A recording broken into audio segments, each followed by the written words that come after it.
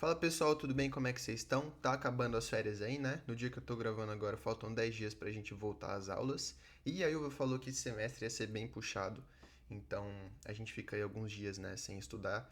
E às vezes acaba esquecendo alguma coisa. Então eu tava conversando com a Laura e a gente decidiu fazer alguns vídeos aqui pra vocês, reunindo todo o conhecimento que a gente aprendeu até agora, sendo conhecimento de aulas, sendo conhecimento de vídeos no YouTube e até mesmo do seminário de redação que a Ilva fez, tá bom? Então, eu vou fazer algumas aulas aqui, eu acredito que 4, 5 aulas, e sendo que na primeira aula, nessa aqui que vocês estão vendo agora, a gente vai abordar sobre introdução, na segunda sobre desenvolvimento, na terceira sobre conclusão, na quarta eu vou falar um pouquinho das competências, né? Mas eu vou falar basicamente ali por cima para vocês poderem ter uma noção. E na quarta aula, na quinta aula no caso, eu vou colocar aqui os 5 erros que a gente mais comete na hora de fazer uma redação. Lembrando que desde o começo do ano vocês estão com o slide aí, né, que a Ilva passou pra gente, no dia de oficina de tutoria. Eu também coloquei outro material de apoio aí, que no caso foi o PDF, contendo várias dicas para vocês poderem usar e também uma lista de sites aí para vocês poderem ter repertório na hora de escrever uma redação, fechou? Se você não tem esse material, fala comigo lá no WhatsApp, por favor, e a gente pode lá estar passando para vocês. Então vamos lá, introdução. A introdução ela é um dos parágrafos mais importantes do seu texto. Se você não começou escrevendo uma boa introdução, possivelmente o seu parágrafo de desenvolvimento e de conclusão também não vão ser tão bons assim, tá? Então, o que que o Enem, o que que os corretores eles pedem? Lendo uma cartilha, né, de redação, que tem várias redações que depois eu posso disponibilizar para vocês, eu percebi que a maioria das introduções, a nota 1000, elas começam com uma contextualização, ou seja, elas utilizam de um filme, de uma música, de um livro, um fato histórico, tudo aquilo que a Ilva já falou pra gente que é legal colocar, tá bom? Então, eu posso deixar depois aí para vocês um livro de repertório que eu peguei do Lucas Felp, tá? É um PDF e depois eu disponibilizo lá no grupo para vocês poderem estar tendo embasamento aí, porque são várias obras, né, vários filmes que vocês podem usar e tem ali o contexto e como é que vocês podem utilizar em cada tema. Segundo, chamar a atenção para o problema, para o tema. Então, primeiro você contextualizou, segundo, você vai chamar a atenção para o tema. Você pode pegar, por exemplo, o tema mesmo, né, lá da redação do Enem e parafrasear. Ao invés de copiar, você pode parafrasear. Eu vou mostrar com exemplos no próximo slide, mas vocês vão entender. Se você fizer isso, eu garanto para você que você vai tirar uma nota boa na competência 3, que avalia estrutura, né? E por último, a tese, que é a ideia principal que você vai trabalhar durante o seu texto, tá bom? Então vamos lá com exemplos aqui para vocês poderem entender. Então eu trouxe 2 exemplos aqui para vocês do tema da redação de 2018, 2019, se eu não me engano, que foi democratização do acesso ao cinema no Brasil, e ambos foram introduções nota 1000, tá bom? Então vamos ver aqui se tem os 3 pontos que eu falei para vocês lá no slide anterior.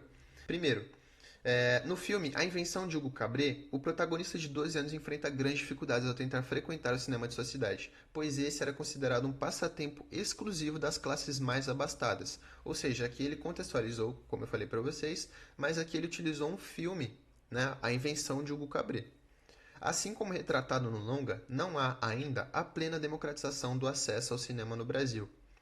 Ou seja, aqui ele abordou o tema. Ele colocou que não há ainda a plena democratização do acesso no Brasil, tendo em vista que a maior parte dos locais exibidores de filme encontram-se nas áreas urbanas do país e o acesso a esse meio de entretenimento demanda condições econômicas pouco compatíveis com a realidade de muitos indivíduos brasileiros. Então vamos dar uma olhada aqui nos argumentos que ele utilizou. Ele colocou que o acesso não é democratizado no Brasil, por quê? Porque os locais exibidores de filmes, no caso os cinemas, né, que ele trocou para não ficar repetido, uma boa sacada dele aqui, encontram-se nas áreas urbanas, ou seja, nas cidades. E o acesso a esse meio de entretenimento demanda condições econômicas pouco compatíveis, ou seja, ele colocou que o cinema ele está mais na área urbana, que é a verdade, e segundo, que ele é caro, ele coloca aqui que demanda condições econômicas pouco compatíveis com a realidade dos brasileiros. Então vocês puderam perceber aqui que não tem segredo. Ele acertou na estrutura, ele fez tudo corretamente e só teve a cautela ali, né, de não errar nas palavras. Então, se você entende a estrutura, você vai bem na competência 3, né, que avalia isso. Então, vamos ver aqui o segundo exemplo, né?